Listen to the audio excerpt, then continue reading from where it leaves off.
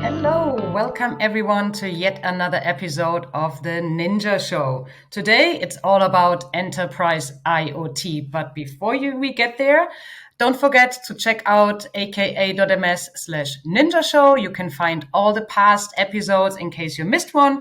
You can also check what's coming next and add it to your calendar, and also click on share your voice in case you have some feedback or you have suggestions for future sessions.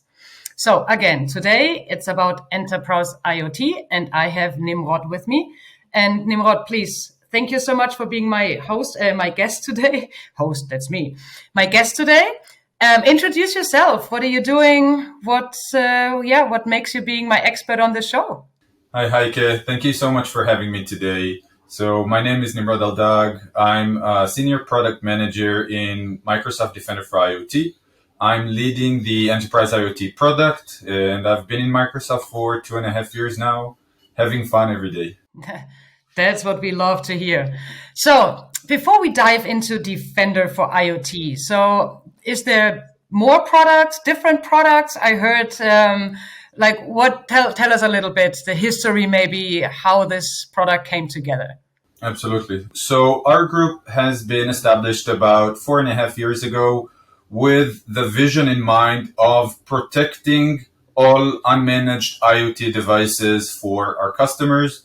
The original thought, or the first way that it took shape, was in very tight work with Azure IoT and the plethora of solutions that exist there, where the focus was for greenfield devices. Those are managed IoT devices, mostly in the production or critical environment. About 2 years ago, we've completed the acquisition of CyberX. CyberX has been, prior to being acquired by Microsoft, a leader in the world of OT security, operational technology. The focus is protecting energy facilities, production environment, manufacturing lines, etc., that and specifically devices that can't host or cannot support any sort of agent.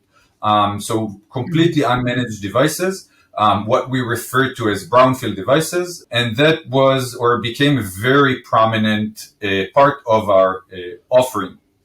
So we complete both the greenfield and the brownfield type of devices. And based on this technology, alongside technologies that was developed with M365 Defender, we've also started targeting IoT devices in the corporate environment. So not only in more sensitive or dedicated environments and devices, but also really what we refer to as more generic or corporate IoT devices. Okay, so that means now we have Microsoft Defender for IoT, and this is a dedicated product that customers can buy and integrate into Microsoft 365 Defender, or how does that work? So that's a great question. So first, just to help set a little bit the background on what we refer to as IoT devices, or what is in the realm of our doing. So looking at this slide, first of all, on the right, we see the managed devices, the endpoints. This is part of the responsibility of Defender for Endpoint, but we will return to that because it's a cardinal part of our offering. And as we go to the left, we see more and more dedicated types of IoT devices. So starting with the enterprise IoT, this is really devices that will be common in almost every office that you will step into. This can be printers, routers, smart TVs, VoIP phones, anything of that sort. This would be the enterprise IoT devices. As we move more into the OT devices, this would be PLCs or industrial racks, HMIs, and all of the equipment that is necessary within a critical environment, ICS environment. And I would also mention that we have a dedicated agent-based solution for IoT devices, but let's leave that for our next call.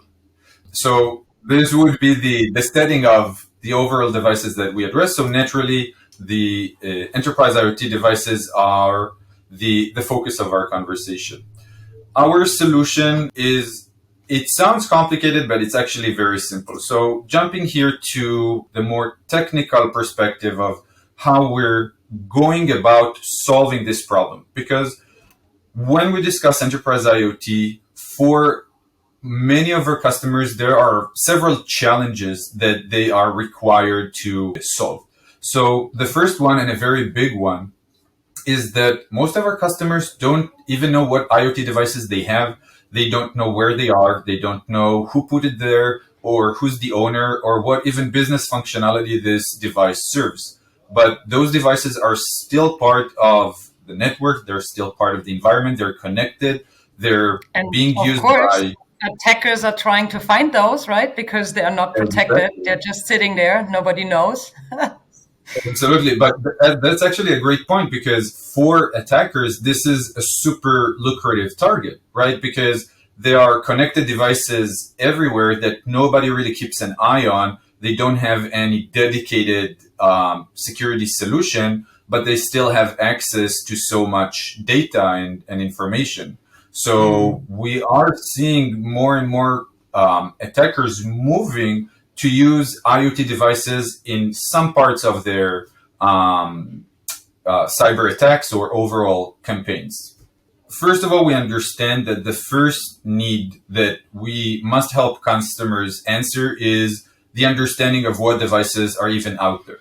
So in order to do that, we naturally need data. So we need the relevant data collectors to perform the discovery. So our main mean of getting this data is actually the MDE agents.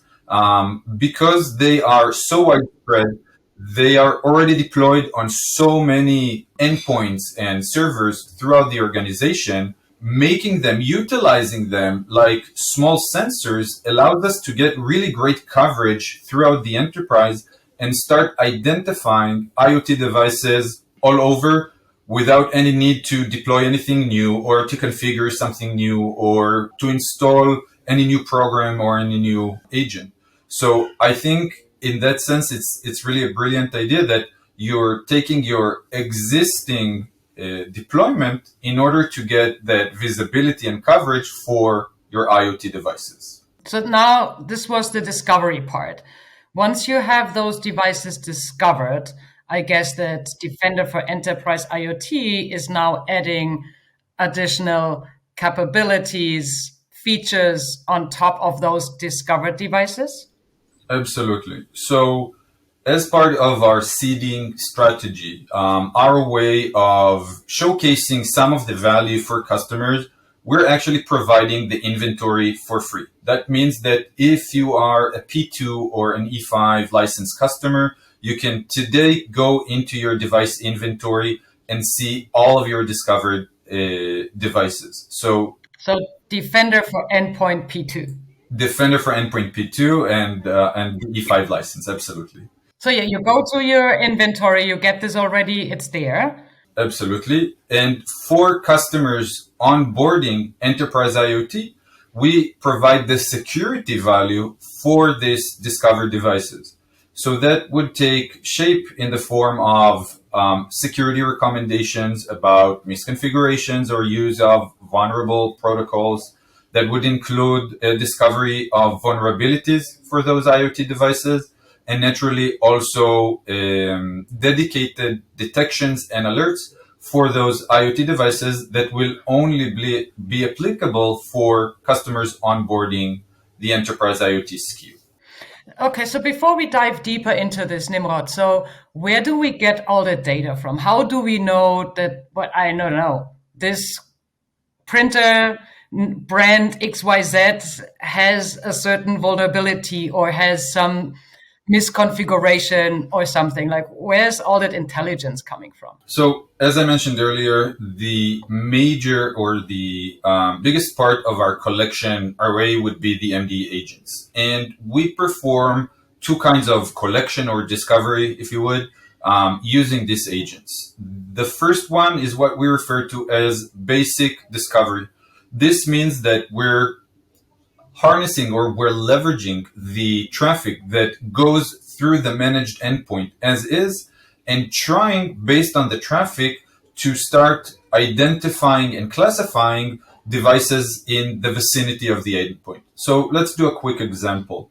If in my PC that is running an MD agent, I would send a document for printing, then naturally the exchange of communication of traffic between my PC and the printer can be captured by the MD agent.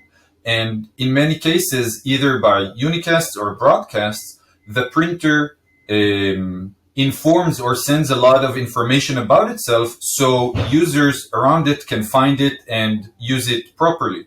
So we use this sort of data to first understand that there's an IoT device here. Second, that that this device is a printer, and third, to start understanding more information about it, like the vendor, the model, information about the firmware, operating system application, and all of those are being later used to perform the security value.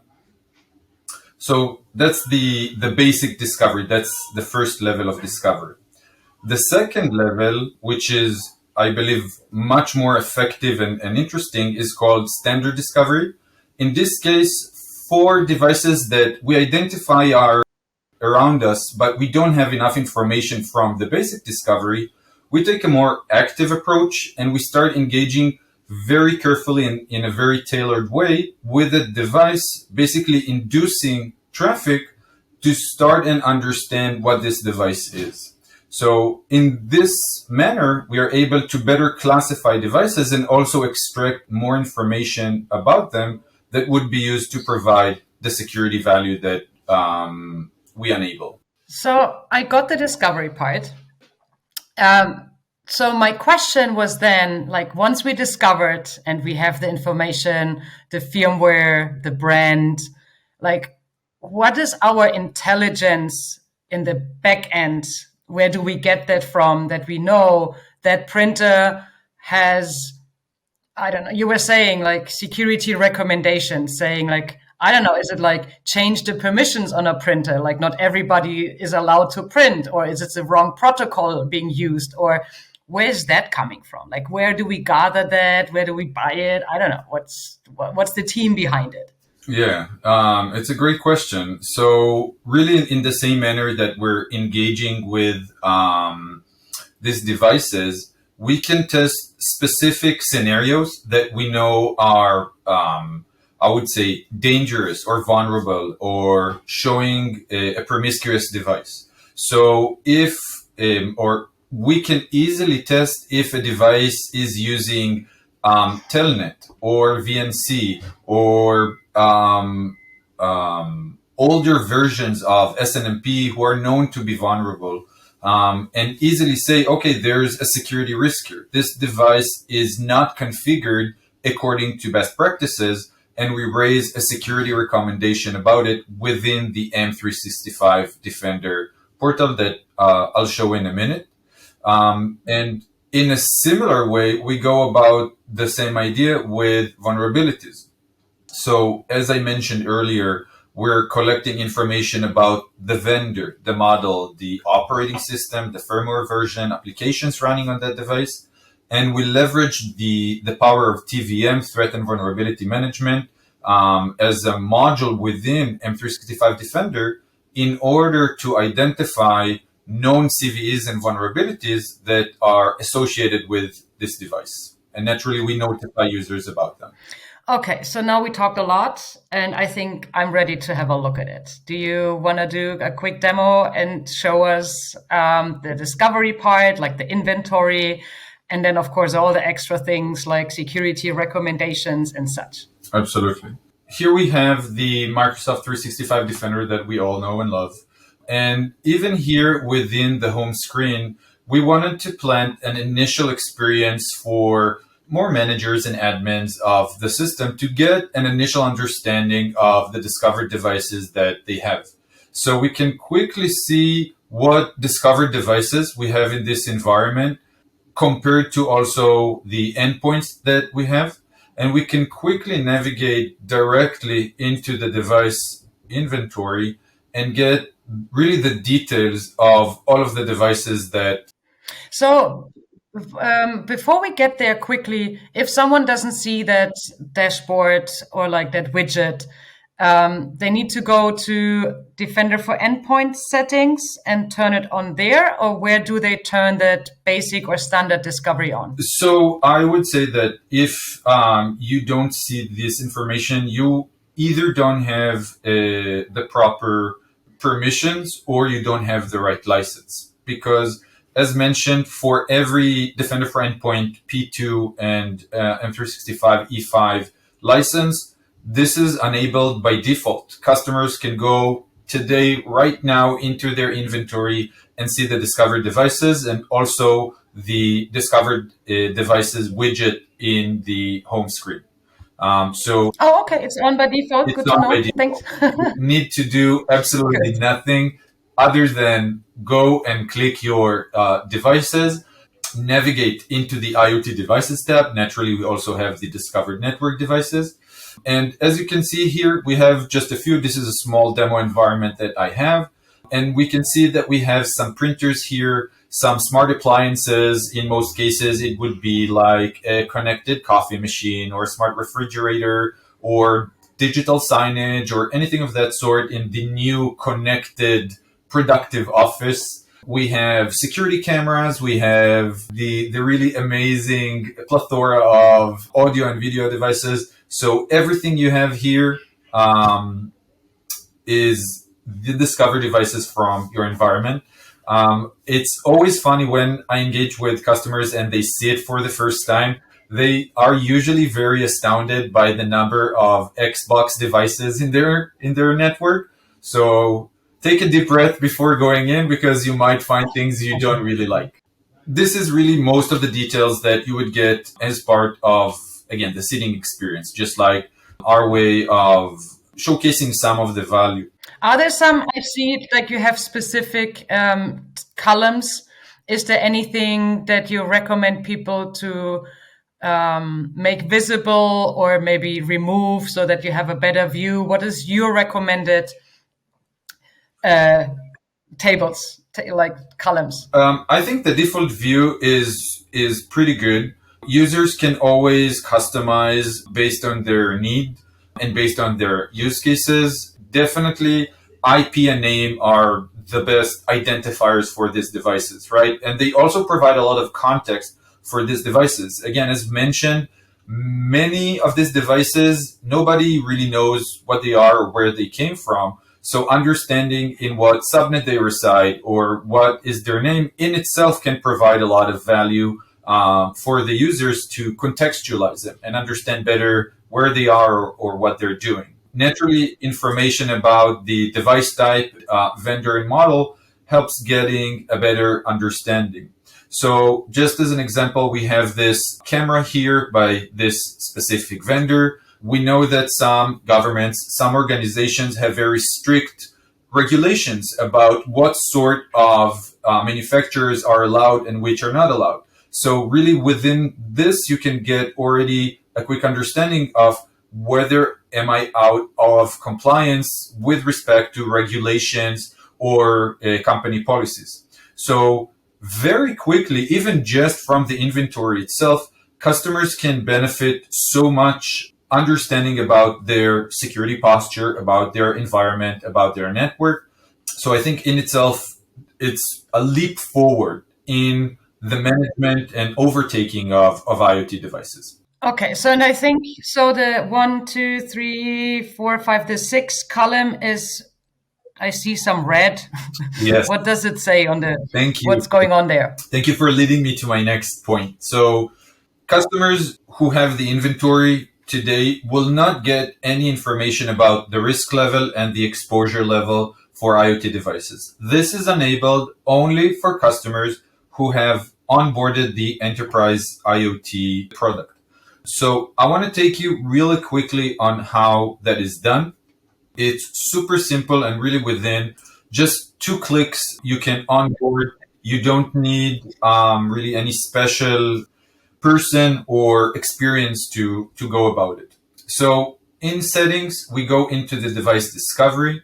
This is where we manage all of the aspects associated with the discovery of devices and the security about them. First, we can set up different discovery modes. In this specific environment, I don't have the right permissions to manage the discovery modes. But as you see, we have the basic discovery and the standard discovery. Customers can also manage more specifically on what types of devices they want standard discovery to apply. So they can either go on an include basis and use tags, or they can go to an exclude approach and just provide specific IP addresses or ranges that standard discovery will not apply in. So this is just a small configuration about discovery. And here we jump right into enterprise IoT. As you can see, this environment is already onboarded, but customers need just very few items in order to onboard. First, they need to provide an Azure subscription. As mentioned before, Defender for IoT is still part of Azure. We are consumption-based and we bill based on Azure subscriptions. Most M365 Defender customers have it today to some extent, and they need to provide it just for us to be able to enable the service and to build them accordingly. So, but there is no data being transferred into any Azure storage for this specific and no additional features or services, or? So at this point, only the organization ID and tenant ID are being passed to Azure just for the onboarding to be completed. Other than that, no information is being sent to Azure. Okay, it's for billing right now. For billing only. Once we've provided the subscription, we need to choose a price plan. So here we have 2 options. The first one is you can trial the security value for free for 30 days. You would just choose it here and save, and you're done. From that point, for the next 30 days, you would get the security value for your discovered devices. You can explore them and you can see what vulnerabilities and again, other security aspects are affecting your IoT devices. Customers who are already in a mature place that know that they need a sustainable, effective solution for their IoT devices on the long run can onboard as paying customers via the monthly plan. And the additional information that needs to be provided is the number of committed devices. This is basically just the number of IoT devices that are being protected. You can go back right into the device inventory and see how much devices you have. We're also improving now the experience here to allow a little bit more swift and easier onboarding. So for customers, this is something that they can finish within a minute or less. So again, once the customer have onboarded, they would start seeing risk level and exposure level for IoT devices. So as we know from M365 Defender, and we see it here for IoT devices as well, we have risk level and exposure level. This is really a summarized way to see where either alerts and incidents are applicable to IoT devices and how risky they are to the organization, and also to look at the exposure level of these devices, understanding how misconfigured or vulnerable they are, so we can really use the same methodologies, the same operations that we do today for endpoints, but apply them for IoT devices as well. So I think this is a huge benefit of using enterprise IoT as an M365 Defender customer, is that you don't need to learn anything new. You already know what to do. You know how to prioritize your tasks and devices, incidents, alerts, recommendations. You just augment it to also include IoT devices. Okay, so it means those 2 values are integrated in the secure score and the exposure score that comes with Microsoft Defender for vulnerability management. Correct. Now, if there is a risky device, what can people do? Show me. So first, let's dive a little bit into this device and get some more information about it, so we can better understand what we're dealing with, right? There are a lot of different devices. They can pose different threats. We need to dive a little bit deeper and understand what we're dealing with. So device health is not something that is calculated for IoT devices for a simple reason that we don't have an agent running on that device. So we can't really attest for the health of this device. We can attest for the exposure and risk level as we can see here. And within the device page, we can get additional information about this device. Even IoT devices are within the domain. They are part of the work group or they're DHCP enabled. So this is something that we can see here. All IoT devices would have an unsupported onboarding status because you cannot install the MDE agents on these devices, and you can get additional information about this device. Going into the security tabs here, so we can start seeing what enrichment, what additional information we have about this device. So in this case, this device is actually associated with some alert. This is a custom detection that I've created based on an actual user need and use case. We have a lot of customers that are in very tight efforts of keeping their environment managed, and they want to be notified for any rogue device that pops in their environment. So working based on the familiarity of the devices that we have, of the policies that we enforce, we can easily create custom detections to cover IoT devices. So in this case, and again, this is a real life scenario from one of our customers, every Raspberry Pi, every Arduino device that pops in the environment should trigger an immediate alert. Specific vendors or other types of devices are also considered rogue, and the customer wants to know about them immediately. So this is just one example of how this information and the discovery that we have for devices can be used also as part of advanced hunting and custom detections. But for IoT devices in general, we have all of the applicable network detections that are familiar also from the managed endpoints. Lateral movement, scanning, password spraying, all of those are applicable for IoT devices in the same manner of endpoints. And we also have some dedicated IoT alerts like MDNS spoofing, where we see an IoT device basically faking traffic in the environment, trying to lure in susceptible targets. So because we are running out of time, so what are security recommendations that you can provide for IoT devices? Absolutely. So first, naturally, we have, well, not a great example here, but we have recommendations about misuse of Telnet, either with or without a password. We have recommendations about the use of VNC, again, another vulnerable protocol with or without a password, and also using V1 or V2 versions of SNMP. We're also working now on adding some more recommendations around weak ciphers and other vulnerable protocols, and we continuously enrich and add more security value to these devices. So and I guess because you mentioned before, we don't have agents, and those are IoT devices, people will do the recommended actions on the devices themselves somehow, but there's nothing from the console they can trigger and reconfigure or something, right? So on the large part, that's true, but we also have this preview new response tool called Contain. Put in simple words, Contain works in the following manner.